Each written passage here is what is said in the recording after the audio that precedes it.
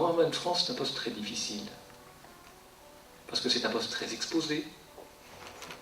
C'est un poste auquel on demande à celui qui en est le titulaire autre chose que tout le bien qui a été fait auparavant. Mais qu'à un moment donné, il faut renouveler. J'ai pris cette décision de me présenter à cette élection Grand rabbinat de France au mois de juin.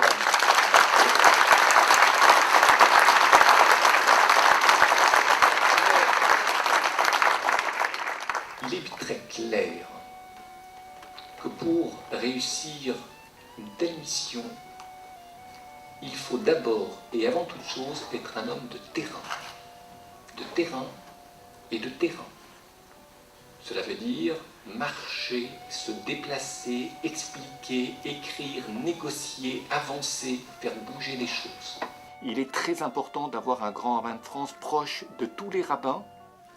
Et quand je dis proche, c'est d'abord un homme qui se déplace, qui travaille sur place, qui étudie les difficultés que rencontrent les rabbins dans leur communauté, aux côtés des présidents et de leur commission administrative, afin que la réussite des communautés soit la réussite du judaïsme français.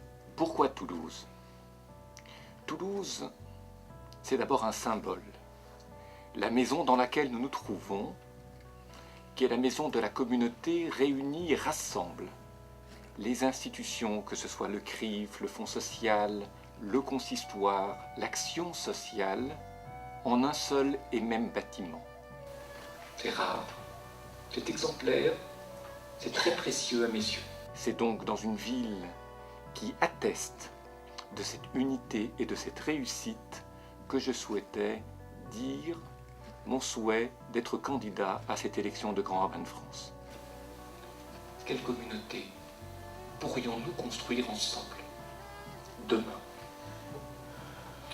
Le modèle d'une communauté solidaire pour laquelle la solitude, la maladie, la précarité, l'exclusion sont l'objet d'une préoccupation active, constante et organisée. C'est le modèle d'une communauté unie qui fait accueil fraternel et attentif à ceux qui ne vivent pas, ou ne vivent plus, ou ne vivent pas encore dans les quatre coudées de la loi juive de la halakha.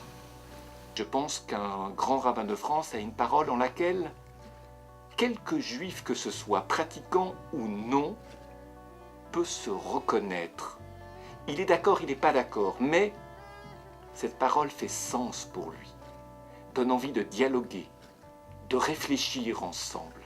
Modèle vers lequel nous aspirons et qui nous inspire, d'une communauté responsable qui comprend son appartenance à la société française en termes de gratitude, de familiarité ancienne et d'histoire partagée.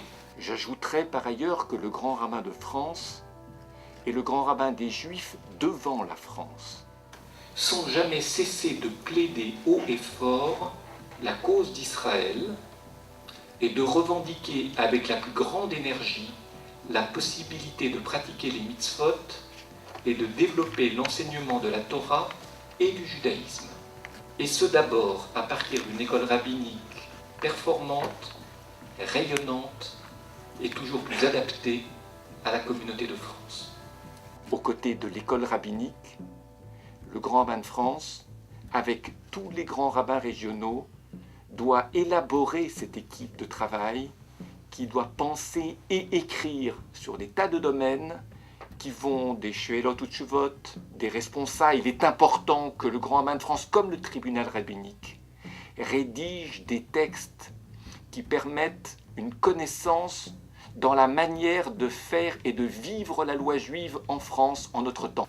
Modèle d'une communauté qui se soucie prioritairement de ses jeunes. Il faut aller vers une jeunesse beaucoup plus largement engagée, beaucoup plus concernée. Il faut lui donner envie de judaïsme, redonner ses lettres de noblesse à la Bible, au Talmud, à l'histoire, à la littérature juive. Le grand rabbin de France, quel qu'il soit, ne réussira pas seul, ne réussira qu'en équipe, et c'est cette équipe que j'appelle de mes vœux.